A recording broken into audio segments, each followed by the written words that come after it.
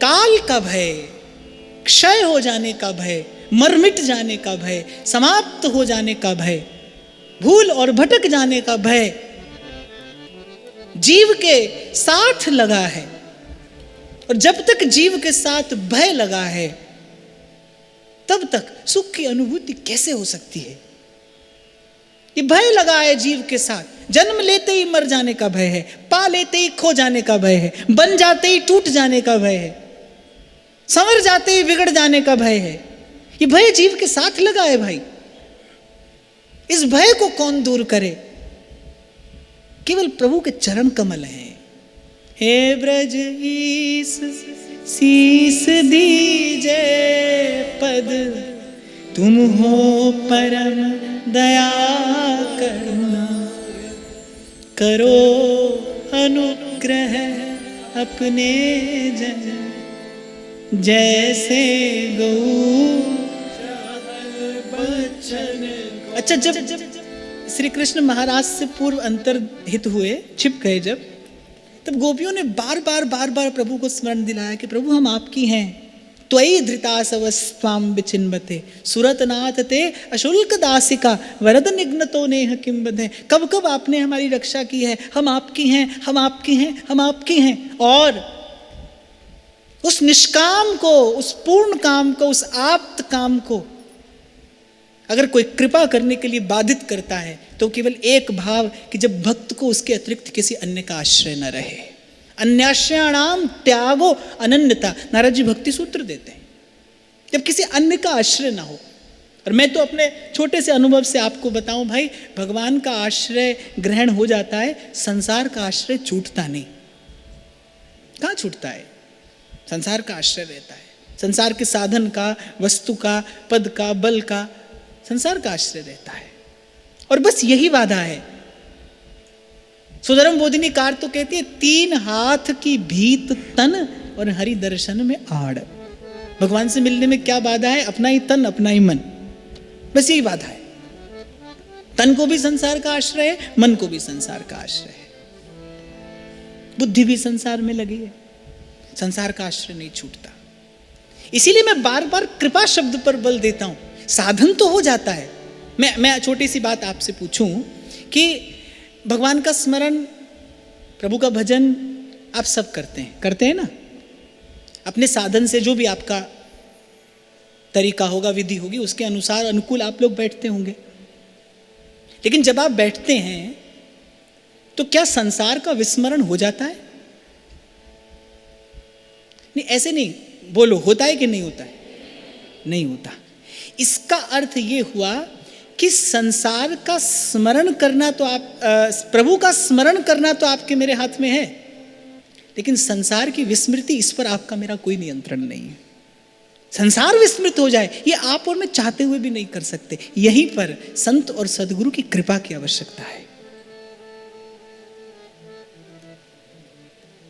और थोड़ा खोजोगे, ढूंढोगे तो पाओगे कि अगर कभी थोड़ी देर के लिए भूलता है ना संसार, तो ऐसे ही संतों के संग बैठकर भूलता है।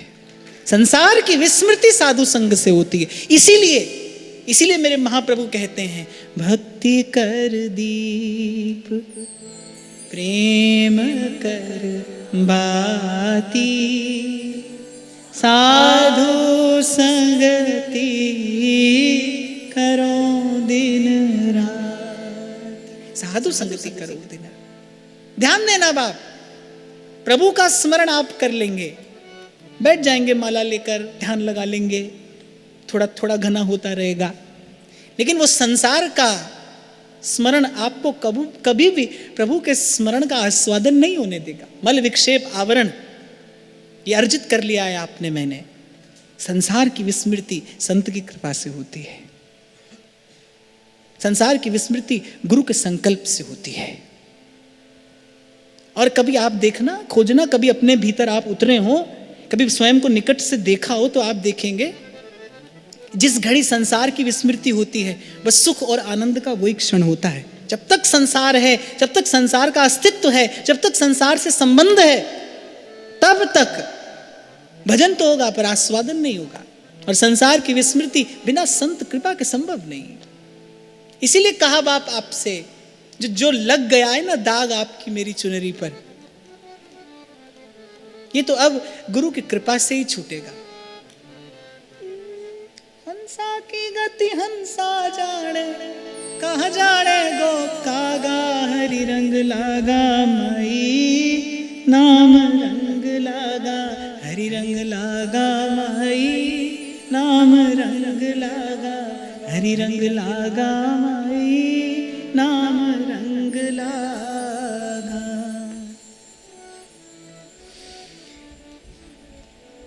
हाँ गाओ गाओ गाओ, अब यहाँ नहीं गाओगे तो कहाँ गाओगे? हंसा की गति हंसा जाने, हंसा की गति हंसा जाने, कहाँ जाने गो कागा, हरि रंग लागा माई राम रंग लागा माई नाम रंग लागा, हरि रंग लागा माई नाम रंग लागा।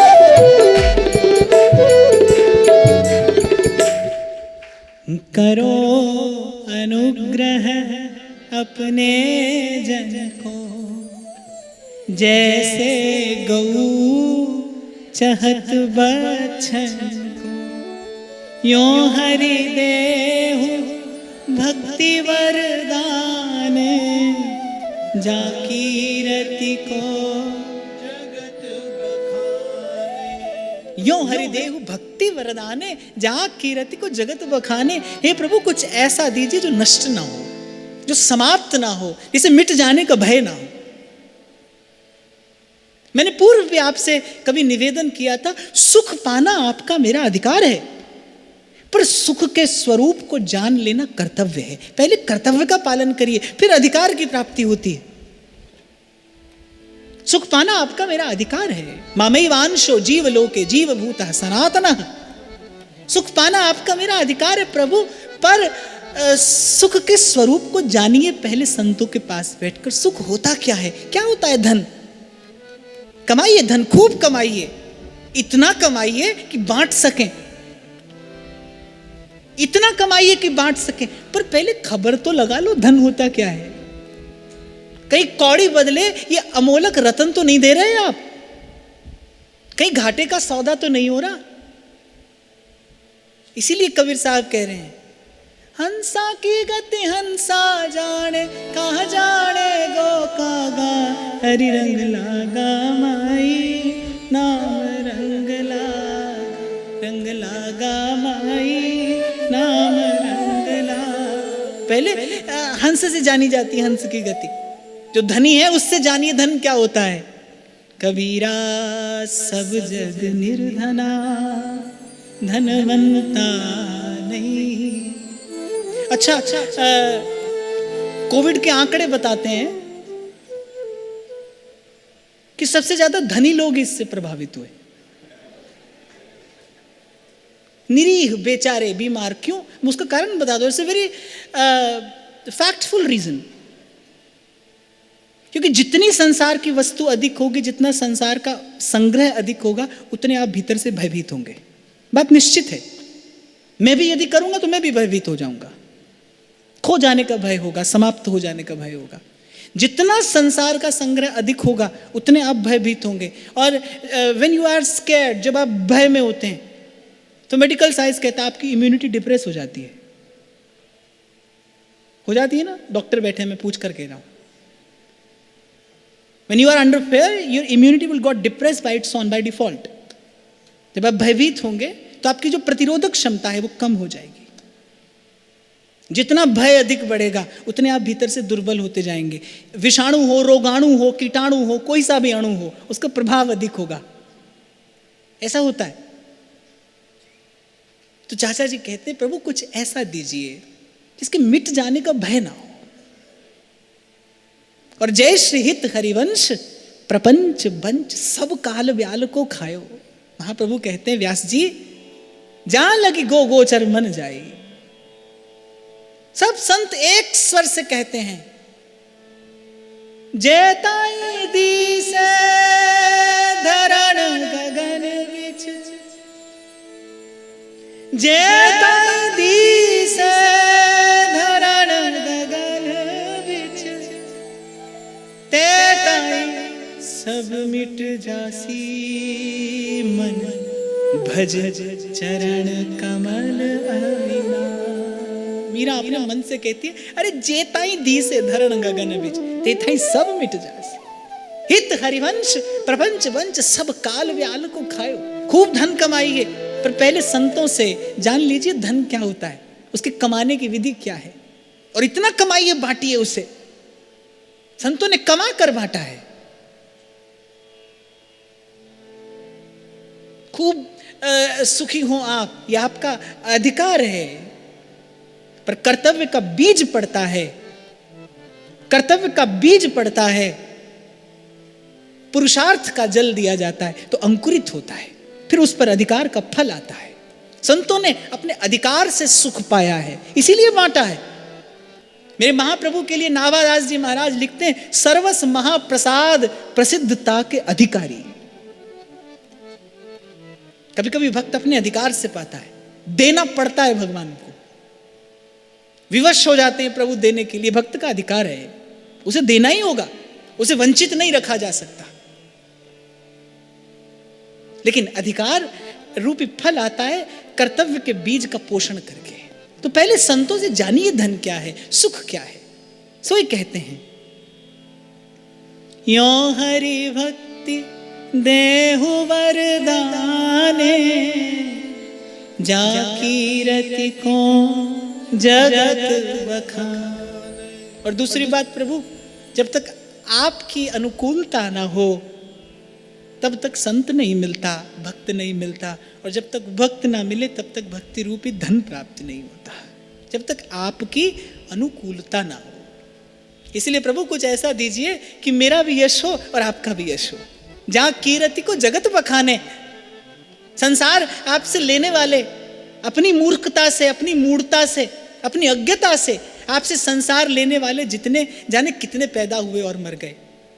आज कौन उन्हें जानता है और कौन उन्हें जानना चाहता है। क्षमा करना, संसार के दुख द्वंद से मुक्त होने के लिए तो आप और मैं सत्संग की छांव में आते हैं। किसकी बात होती है यहां? जिस कुल में ब्याह कर आई मीरा, स्वर्ण के सिंहासन पर बैठने वाले राणा की चर्चा नहीं होती यहां। महल को पांव की ठोकर मारकर छोड़कर चल देने वाली प्रेम दीवानी मीरा की चर्चा होती है यहां पर। महलों में पली मीरा रानी दीवानी,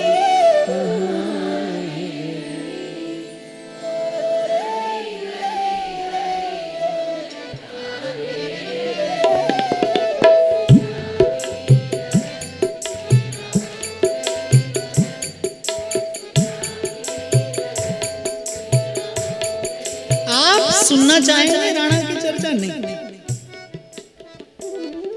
अरे मैं सुनाऊंगा, अरे कोई राजा होगा, अपने घर को होगा, हमें क्या लेना है। एक शायर ने बड़ी खूब बात कही है कि इश्क की स्याही से किसी ने लिखा हो फसाना ए मोहब्बत, कि इश्क की स्याही से किसी ने लिखा हो फसाना ए मोहब्बत, जिन पर समय सबको मिटा देता है भाई। वो भक्त और भगवान के अतिरिक्त यहां किसी का नाम और निशान नहीं रहने देता। पर इश्क की स्याही से किसी ने लिखा हो फसाना ए मोहब्बत, जिन पर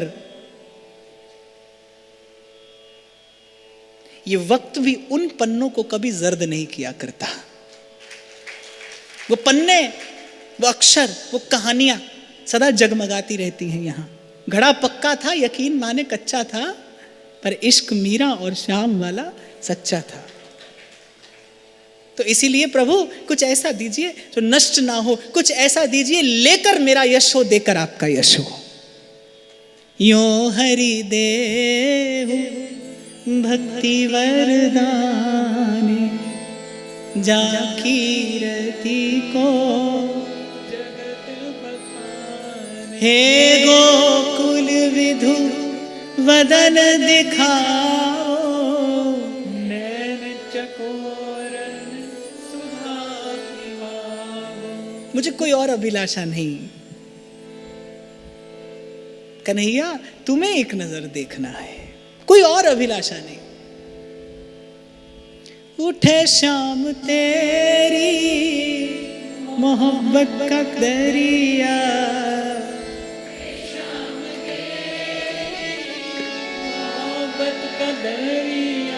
कभी बहुत प्यास लगी है बहुत प्यास, पर ऐसी स्थिति में जब पानी उपलब्ध ना हो,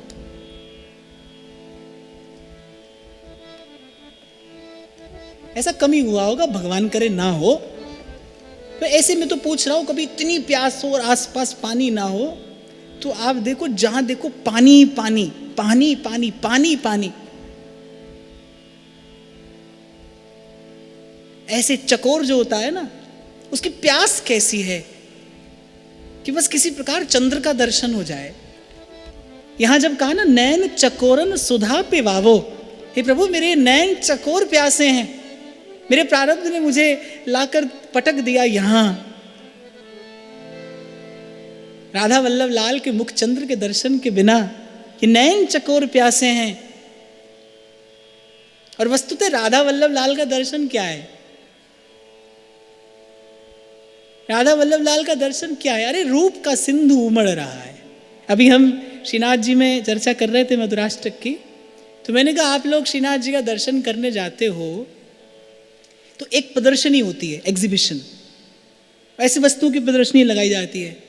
बस आप देख लीजिए, अमूल्य वस्तुएं होती हैं, अमूल्य वस्तुएं, उनकी प्रदर्शनी लगा दी जाती है। किस लिए? बस देखिए, खुश हो जाइए, बस देख लीजिए। पर एक स्थान है जहां पर वितरण हो रहा है, तो जो प्रभु का दर्शन है ना, इसीलिए वो प्रदर्शन नहीं है, दर्शन है। केवल देखकर नहीं आना है। दर्शन अर्थात प्रभु ने अपने रूप का कोष खोला है, खजाना खुला है। एक एक श्री अंग की जो झांकी है, जो छवि है, एक एक रत्न है। लूट कर लाइए, चुन कर लाइए, हंसवत जाइए और चुन लाइए कोई रत्न। श्री चरण हो या श्री कर कमल, कहीं से भी आरंभ कर लीजिए। अधरम मधुरम वदनम मधुरम नयनम मधुरम हसितम मधुरम।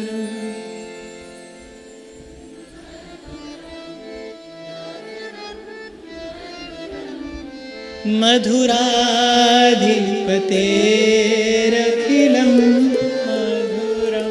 तो हे गोकुल विदु वदन दिखावो, उससे कम में मेरा काम नहीं चलेगा प्रभु। नैन चकोरन सुधा पिबावो। बहुत प्यासे को, किसी बहुत प्यासे दीनहीन को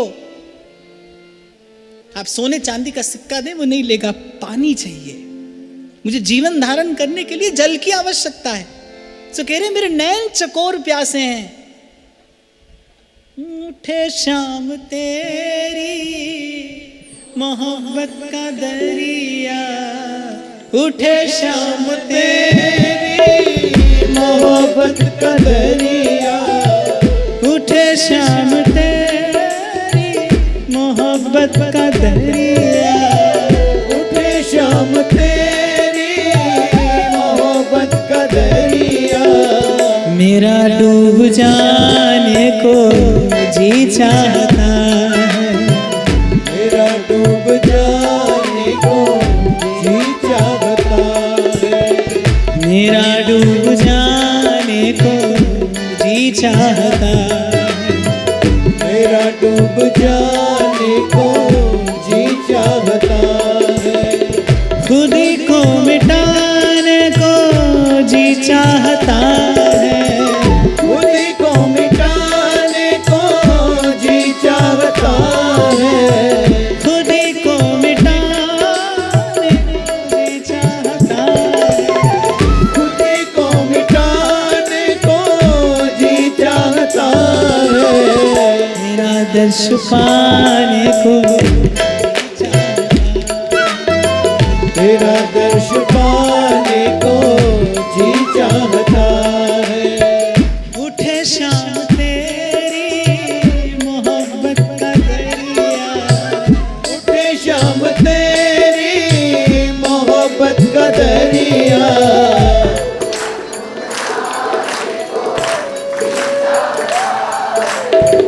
मेरा डूब जाने को जी चाहता, मेरा डूब जाने को जी चाहता है। संत कहते हैं ना, जब मैं था तब हरि नहीं, और जब हरि है मैं नहीं।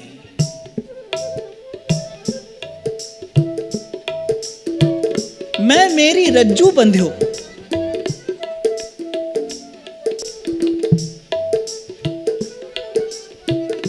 सूरदास जी कहते हैं कि दर्शन का क्या प्रभाव होना चाहिए। आपने दर्शन किया है, कुछ कुछ प्रभाव होना चाहिए। गद गद सुर पुलक रोम अंग प्रेम भीजे, ये 3 बार। गद गद सुर, पुलक रोम और अंग प्रेम भीजे। इस 3 में से एक भी लक्षण अगर प्रकट ना हो तो माने दर्शन नहीं किया आपने। चर्म चक्षुओं से देखकर तो आए हैं आप, पर दर्शन नहीं किया। इसीलिए मैंने कहा भाई, इन संतों से पहले सीखिए तो धन क्या है, जान तो लीजिए सुख का स्वरूप क्या है। सूरदास जी कहते हैं दर्शन का फल क्या है, दर्शन का प्रसाद क्या है। गद गद सुर पुलक राम अंग प्रेम भीजे, गद गद सुर पुलक अंग प्रेम भीजे। सूरदास गिरिधर जस गाए गाए जीजे, सूरदास गिरधर जस गाए गाए जीजे। नर देहि पाई चित चरण कमल दीजे, चरण कमल दीजे। सूरदास गिरिधर जस गाए गाए जीजे। सूरदास गिरधर जस गाए गाए जीजे। तो इसलिए हे गोकुल विधु वदन दिखा, नैन चकोर सुधा पिवावो, निरख सुफल हैं दृग मेरे, पावन गुण। एक और बात, ये जीवन सफल होता है प्रभु का जस गा के, और जब तक दर्शन न हो तब तक कैसे जस गाया जाए। यही तो कहा श्री सूरदास जी ने श्रीमद् वल्लभाचार्य महाप्रभु से। उन्होंने कहा कुछ प्रभु का जस गा। अरे प्रभु जब तक देखूं ना तब तक गाऊं कैसे, आप कृपा करके दिखाएं, आप दर्शन कराएं तो मैं जस गाऊं। इसीलिए कहा पहले प्रभु आपका दर्शन हो तो मैं आपका जस गाऊं। सूरदास गिरिधर जस गाए गाए जीजे, सूरदास गिरधर जस गाए गाए जीजे। तो दर्शन तो आपने बहुत बार किया होगा, पर कभी प्रभु का दर्शन करके आप आत्म दर्शन भी करना। मैं फिर दोहराता हूं, इन तीनों में से एक भी भाव अगर प्रकट ना हो तो समझना दर्शन नहीं हुआ। निराश होने की आवश्यकता नहीं, हताश होने की आवश्यकता नहीं। कभी होगा, इसी विधि से होगा, दर्शन की कोई और विधि नहीं, ऐसे ही होगा, पर हो ऐसा। गद गद सुर पुलक रोम और अंग प्रेम भीजे। कई बार तो आप झगड़ा करते जाते हो, झगड़ा करते ही आ जाते हो। एक और बात आपको बताऊं, नाम और दाम से दर्शन खरीदिए मत, खरीदिए मत। मंदिर में प्रसाद का व्यापार मत करिए। मैं देखता हूं बड़ा शौक होता है आप लोगों को, कोई ले जाए आपको सबसे आगे आगे बैठा दे, और मुझे लगता है अभागा जीव किस कृपा से यहां राधा वल्लभ लाल के चरणों तक पहुंचा। अरे थोड़ी देर जूते के साथ साथ अपना आपा भी बाहर उतार कर आता। अरे वो तो मोहब्बत का दरिया उफन रहा है। श्रृंगार रस माधुर्य सार सर्वस्व विग्रह। आपको माफ करना, आपको दर्शन करना नहीं आता। अच्छा तो हो किसी संत की ओट मिले, आपको दर्शन का सुख मिले, पर यहां सबको लांघते हुए और सबसे आगे जाकर फिर खड़े होकर, मैंने तो पहले भी कहा भाई, चमड़े की आंख से स्थूल वस्तु के अतिरिक्त कुछ नहीं दिखता। और ध्यान देना, ये तीन में से एक भी भाव अगर आपको स्पर्श न करे, अभी दर्शन होने में देर है। विधि तो यही है, ऐसे ही प्रभु के बार बार सन्मुख जाते, विधि तो यही है, पर होना चाहिए ऐसा। गद गद सुर पुलक रोम अंग प्रेम भीजे, गद गद सुर पुलक रोम अंग प्रेम भीजे, सूरदास गिरिधर जस गाए गाए जीजे, सूरदास गिरधर जस गाए गाए जीजे। वैसे तो सूरदास जी दर्शन की विधि बताते हैं, दीन बचन संतन संग दरस परस कीजे,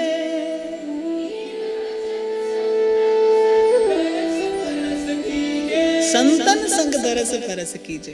पर प्रकट रूप से संत को साथ लेकर न जा सको मंदिर में, प्रकट रूप से संत की ओट में खड़े होकर दर्शन न कर सको, तो कम से कम संत के सदगुरु के विचार को तो साथ लेकर जा सकते हो आप। उस विचार के साथ जाकर तो आप दर्शन कर सकते हो। व्यापार ना करिए दर्शन का, प्रसाद का व्यापार ना करिए, इसमें शामिल मत होइए, इसमें भागीदार मत बनिए। आपको एक और बात बताऊं, प्रसाद जिस दिन उसकी इच्छा से आपको मिला ना, वो चाहे तो धरती और आकाश को पलट कर भी आप तक पहुंच सकता है, पहुंचा सकता है आप तक। पलट कर वो सृष्टि का नियम बदल कर अपने भक्त को देता आया है। तभी भक्तों ने गाया, अपना मान टले टल जाए पर भक्त का मान न टलते देखा। प्रतीक्षा करनी सीखिए। आप साधक हैं, भजन के मार्ग पर चले हैं। मैंने कहा ना, अभी जो मैंने संतों के विषय में कहा कि संत की सीत प्रसादी निश्चित रूप से भगवत प्रेम प्रदान करने वाली होती है, पर संत अपनी इच्छा से दे, तो चुरा कर लिया गया प्रसाद नहीं, छीन झपट कर लिया गया प्रसाद नहीं, कुछ ले दे कर लिया गया प्रसाद नहीं, कुछ ले दे कर लिया गया नहीं। इसीलिए दीन वचन संतन संग दरस परस कीजे, सूरदास गिरिधर जस गाए गाए जीजे, सूरदास गिरधर जस गाए गाए जीजे। केवल इसी कारण बहुत बहुत कम जाता हूं, कभी कभी जाता हूं दर्शन करने। 10 लोगों को कोई हटाता है, अरे आप आ गए, आइए दर्शन करिए, ये सब दर्शन का सुख नहीं रह जाता। फिर सोचता हूं भाई, ये जो नाम यश प्रतिष्ठा जो भी कुछ है, कभी मांगा होगा, इसकी वासना होगी मन में, तो ये प्रभु ने दिया, अब मिला है तो इसका कोई मोल चुकाना पड़ेगा। पर हो सके तो मेरे थोड़े से अनुभव से आप ये सीख लेना कि थोड़े से बड़े होते आप प्रभु से दूर हो जाते हो, मत होना। तभी साईं बुल्ले शाह कहते, चल बुल्लिया चल उत्थे चलिए जिथे सारे अन्ने, ना कोई साडी जात पिछाणे ते ना कोई सानू मन्ने। और तो और यहां तो प्रिया प्रीतम का स्वभाव भी ऐसा है, चल री भीर ते न्यारे खेन। मैं तो कहता हूं वृंदावन आइए, वृंदावन की वास की विधि है, बहुत परिचय ना बढ़ाइए, यहां बहुत परिचय ना बढ़ाइए। वृंदावन क्या है? प्रेम की गली तो है, और प्रेम गली अति सांकरी तामे दो न समाई। बहुत परिचय ना बढ़ाइए, यहां बहुत परिचय ना बढ़ाइए। और प्रतिष्ठा का प्रयास तो लोक मान्यता अनलसम तपकर कानन दा। अनलसम हमें तो अपने जीवन में देख रहा हूं, और देख रहा हूं ऐसा क्यों? भुगत रहा हूं। पहले भी मैंने तो शायद आपसे कभी कहा था कि जब वृंदावन आना आरंभ हुआ, और जब बड़ी कठिनाई से आना होता था, मेरे शहर से सुबह बस चलती थी, दोपहर तक यहां पहुंचाती थी। 4 बजे बस में बैठो तो 11 बजे वो छठी करा उतारती थी। फिर वहां से दौड़ भागकर किसी तरीके से राधा वल्लभ लाल के मंदिर में पहुंचते थे कि राजभोग आरती का दर्शन हो जाए। राजभोग आरती के दर्शन के पश्चात अगर भीतर से गोसाई जी प्रसाद का एक फूल दे देते थे ना, तो ऐसे लगता था जैसे सारे संसार की संपत्ति मिल गई। आज सब कुछ मिल रहा है, पर ईमानदारी से कहना पड़ेगा मुझे, वो सुख नहीं है। वो जो तब मिलता था ना, जब कोई जानता नहीं था, ठोकर खाते गिरते पड़ते राधा वल्लभ लाल की दौड़ आरती देख, जब उस प्रकार से आते थे, दर्शन का सुख था, प्रसाद का सुख था, प्रसाद का आस्वादन होता था। आज नहीं है। झूठ क्यों बोलूं? आज नहीं है। और मैं तो कह रहा हूं क्योंकि ये मांगा होगा कभी प्रभु से। उरकछु प्रथम वासना रही, प्रभु ने दिया, लेकिन उसका मोल चुकाना पड़ रहा है भाई, उसका मोल चुकाना पड़ रहा है। और वृंदावन का तो वास हो तो ऐसा, परिचय ना हो यहां किसी से। पलकन की कर कोठरी पुतरी पलंग बिछाए, पलकों की चिकडार के पिए को लियो रिझा। आपिया इन नैनन में पलक ढांप तो हेलूं, ना मैं देखूं और को, ना तो है देखन दूं। यहाँ तो कभी 2 घड़ी चैन से निहार कर राधा वल्लभ लाल को, और मैंने कहा यूं ही ना आइए, प्रभु ने अपने रूप का कोष खोला है, कोई रत्न चुनकर लाइए, उसे अपने हृदय संपुट में सहेज कर संभाल कर रखिए।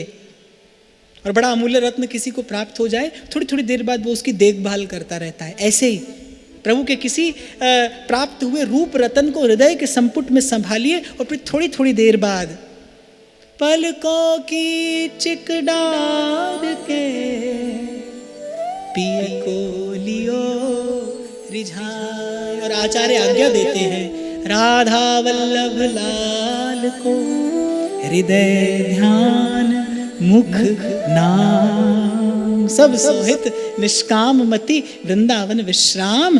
राधा वल्लभ लाल को हृदय ध्यान मुख नाम। तो हे गोकुल विधु वदन दिखाओ, नैन चकोरन सुधा पिवा। निरख सुफल हैं दृग मेरे, पावन गुण गाऊं। एक ही कारण से ये नेत्र मिले हैं, संसार का नहीं, जगत का नहीं, जगन्नाथ का दर्शन करने के लिए, जगतपति के दर्शन का सुख पाने के लिए। गदगद सुर पुलक रोम अंग प्रेम भीजे, इस दर्शन के लिए नेत्र दिए प्रभु ने। इसीलिए कहते हैं कि निरख सुफल हैं दृग मेरे। अहो अहो त्रिभुवन के स्वामी,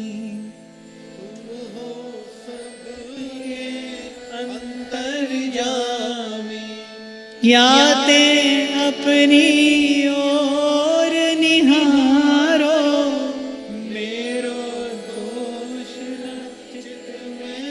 बार बार कहते हैं प्रभु मेरी ओर न देखिएगा, आपका विचार बदल जाएगा। मेरी ओर देखा तो आपका कृपा करने का विचार बदल जाएगा। कैसा दैन्य है। आप देखिए चाचा श्री हित वृंदावन दास जी के विषय में यदि मैं आपको बताऊं, चाचा जी के जीवन की घटना है कि राजभोग का समय था और आप मंदिर में दर्शन करने के लिए आए।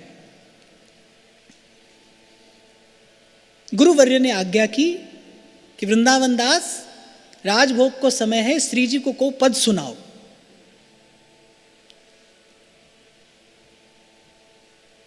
अब संतों से सुनाया कि श्री चाचा जी पढ़े लिखे नहीं थे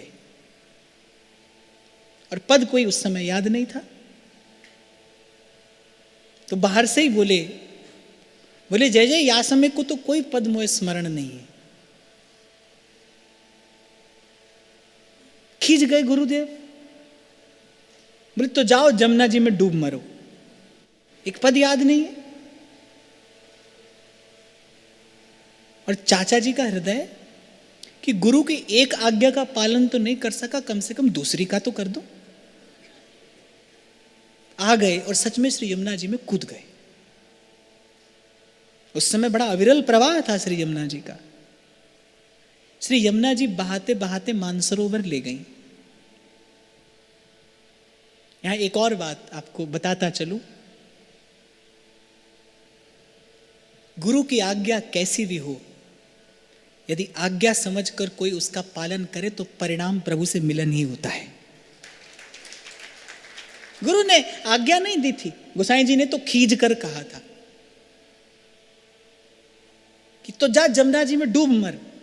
तो सोचा अरे एक आज्ञा नहीं पालन कर सका, दूसरी कर लेता हूं। कूद गए जमुना जी में। और फिर श्री यमुना जी रसैक सीम राधिका पदाब्ज भक्ति साधिका तदंग राग पिंजर प्रभाति मंजुला स्वरोचिषाति शोभिता कृतांजनाधिगंजना भजे गोविंद नंदिनी। श्री यमुना जी बहाते बहाते मानसरोवर ले गई। श्री प्रिया जी श्री ललितादिक सहचरियों के संग मानसरोवर में जल क्रीड़ा कर रही थी। प्रिया जी की दृष्टि पड़ी। श्री ललिता जी से कहा कि ललिते देख, कोई भयो आ रहे हो है। श्री ललिता जी ने देखा। श्री प्रिया जी ने कहा कि ललिते देख, कोई है। श्री ललिता जी ने मन में जान लिया कि स्वामिनी की कृपा हो गई है इस जीव पर। अचेत थे श्री चाचा जी उस समय। श्री भोली श्री प्रिया जी ने कहा या तो पूछ कौन है। अब श्री चाचा जी तो अचेत थे। प्रिया जी ने कहा या तो पूछ कौन है। श्री ललिता जी ने कहा कि तो अचेत है या कि बाणी ना है। श्री प्रिया जी ने कर कमल का स्पर्श मस्तक से कराया और कहा कि ललित देख, या के बाणी है, या के बाणी है। ये स्वर चाचा जी के कान में पड़ा। जगे तो कोई नहीं, लेकिन कान में वो महामधुर स्वर की बाणी है, बाणी है। और वो वाणी का स्रोत फूटा और कहते हैं उस दिन से, उस घड़ी के बाद से अंत तक चाचा जी को वाणी का प्रवाह प्रसारित होता रहा। लिखना पढ़ना जानते नहीं थे, इसलिए एक लिखने वाला जिसका नाम केलीदास था वो सदा उनके साथ रहता था। यहां तक कि संतों के मुख से ऐसा सुना गया है कि नित्य कर्म करते हुए, शरीर की नित्य क्रिया करते हुए भी चाचा जी को वाणी का भाव प्राप्त होता था। और जैसे ही कोई नवीन भाव चाचा जी के हृदय में स्फुरित होता था, चाचा जी कहते थे केलीदास वाणी आई, केलीदास वाणी आई, और केलीदास लिखने लगते थे। आज भी केलीदास जी के हाथ के लिखे हुए कुछ ग्रंथ ऐसे हैं जो अभी यहाँ पर पुस्तकालय में सुरक्षित हैं। उनके हाथ के लिखे हुए, पढ़े लिखे नहीं थे, लिखना पढ़ना जानते नहीं थे, मसी कागज छुयो नहीं, कलम गही नहीं हाथ। और क्या अनुपम साहित्य आपको मुझे प्रदान किया। जो लीला किसी ने स्पर्श नहीं की वो चाचा जी ने गाई, उन्मुक्त कंठ से गाई। और गए कैसे, किस प्रकार जाना हुआ उनका। सेवा कुंज में समाज हो रहा था, यही फागुन का महीना था महाराज। इस समय चाचा जी का उत्सव सेवा कुंज में मनाया जाता है। सेवा कुंज में समाज हो रहा था, संध्या समय धमार का गायन हो रहा था, और बस धमार गाते गाते ये प्रिय सखी सखियों के यूथ में जा मिली। समाज आरंभ हुआ, चाचा जी वहां पर विराजमान थे, और समाज की समाप्ति पर देखा कि केवल उनका उत्तरीय वस्त्र वहां पर रखा था। सशरीर निकुंज धाम पहुंचे। ऐसे रसिक संत की वाणी, इसीलिए मैंने आपसे आरंभ में कहा ये वाणी अमोघ है। ये एक नित्य सिद्ध, एक भाव सिद्ध महापुरुष के हृदय के उद्गार हैं, बाध्य करते हैं प्रभु को कृपा करने पर।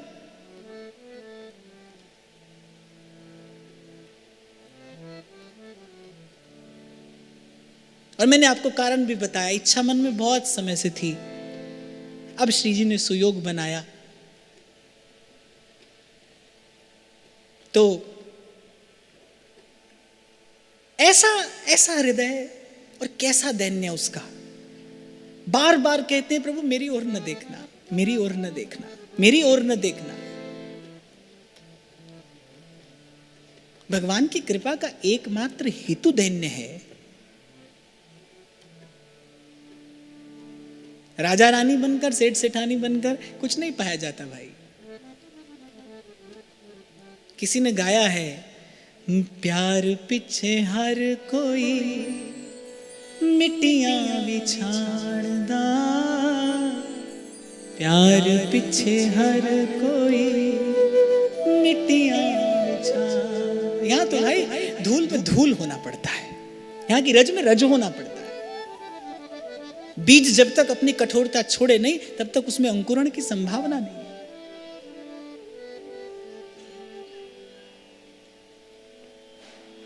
तो आपका मेरा सौभाग्य, कैसे सुंदर समय में श्री जी ने ये कृपा प्रसाद आपको मुझे प्रदान किया। आप और मैं ऐसे अद्भुत संत के इन दिव्याद्भुत उद्गारों का, इन भावों का सेवन कर रहे हैं। और मुझे आशा ही नहीं, विश्वास है कि वाणी का प्रसाद जब आप यहाँ से लेकर जाएंगे, ये दीप जब आपके हृदय में जलेगा, तो मैंने कहा भूलेंगे, भटकेंगे आप और मैं, गिरेंगे, पड़ेंगे, पर ये शब्द, ये भाव, ये प्रसाद आपको मुझे संभालता रहेगा। आज का भाव यहीं प्रभु के चरणों में निवेदन करते हुए, श्री जी की कृपा का स्मरण करते हुए, महाराज श्री के चरणों में प्रणाम करते हुए आप सबके हृदयस्थ प्रेम प्रभु को नमन।